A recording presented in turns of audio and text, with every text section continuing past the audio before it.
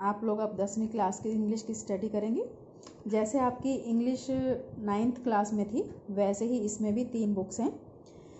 उसी तरह से हमारी पढ़ाई चलेगी, उसी तरह से हमारी ग्रामर का काम भी होगा। रोज़ में यहाँ पर 6 लेसन हैं, पोइट्री में 4 पोइम्स हैं और सप्लीमेंट्री में 3 कहानियाँ हैं। आज हम पोइट्री से स्टार्ट करते हैं। पोइट्री में सबसे पहला लेसन है द फाउंटेन। ये कविता है और इसको लिखने वाले पोइट का नाम है जेम्स रसल लॉवेल। इन्होंने फव्वारा द फाउंटेन यानी कि फव्वारा पे कविता लिखी है और उसे इंसान के जीवन से जोड़ा है कि जिस तरह से व्यक्ति को हमेशा प्रगति करते रहना चाहिए, मुस्कुराते रहना चाहिए, हिम्मत बांध के रखना चाहिए, हमेशा ऊपर उठने की कोशिश करनी चाहिए, उसी तरह से उस जीवन को उन्होंने फव्वारे के रूप में यहाँ व्यक्त किया है कि फव्वारा जो है वो दिन रात चलता रहता है, सूर्य की रोशनी में और रात को अंधेरे में भी। इसमें जो पहला स्टैंजा है हमारा वो सनशाइन यानी कि सूर्य की रोशनी में फव्वारा कैसे चलता है उसको उन्होंने बताया है। बहुत आसान सी पोइम है।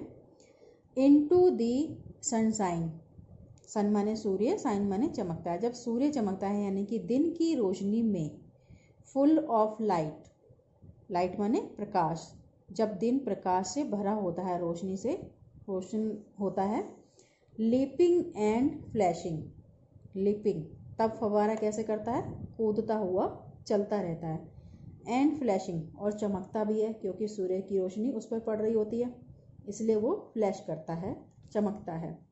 फ्रॉम मॉर्न, यहाँ पे कवि ने मॉर्निंग को पूरा नहीं लिखा है, केवल मॉर्न लिखा है, ये मॉर्निंग ही है, इसका मतलब है सुबह।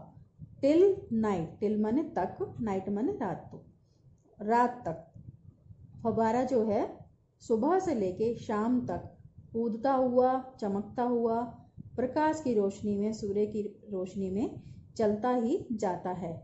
इसी तरह से कवि ने कहा है कि व्यक्ति को भी हमेशा चलते रहना चाहिए बिना थके। और इसके कठिन शब्दों का अर्थ मैंने यहाँ लिख दिया है। सनशाइन सूर्य के प्रकाश में, लीपिंग माने कूदता हुआ, फ्लैशिंग माने चमकता हुआ, मॉर्न यानी कि मॉर्निंग सुबह। और इसी के दूसरे स्टेंजा के भी अर्थ पहले हम देख लेते हैं। मून लाइट, मून माने चंद्रमा, लाइट माने रोशनी यानी कि चांदनी रात में। वाइटर, वाइट माने सफ़ेद होता है और वाइटर माने ज़्यादा सफ़ेद होना। स्नो माने बर्फ़। वेविंग हिलता हुआ। विंड्स हवा, ब्लो हवा का बहना। अब हम दूसरा स्टेंजा भी देख लेते हैं। इनटू दी मूनलाइट, अब कवि कहता है कि जब दिन में उसने बता दिया था फव्वारा कैसा दिखाई देता है, अब मूनलाइट यानी कि रात जब हो जाती है तो चंद्रमा की रोशनी में फव्वारा कैसा दिखाई देता है। वाइटर देन स्नो, स्नो माने बर्फ़, वाइटर माने ज़्यादा सफ़ेद। वो कहता है कि वो बर्फ़ से भी ज़्यादा सफ़ेद फव्वारा चांदनी रोशनी में दिखाई देता है। Waving so flower like, waving माने हिलता हुआ, सो फ्लावर लाइक यानी कि जैसे फूल हिलता है, फूल हवा में जिस तरह से हिलता है उसी तरह से फव्वारे की पानी भी हिलता हुआ दिखाई देता है। व्हेन दी विंड्स ब्लो, कब दिखाई देता है हिलता हुआ, जब विंड्स माने हवा, ब्लो माने बह रही होती है, जब रात को ठंडी ठंडी हवा बह रही होती है तब फव्वारा एक फूल की तरह से इधर उधर हिलता हुआ दिखाई देता है।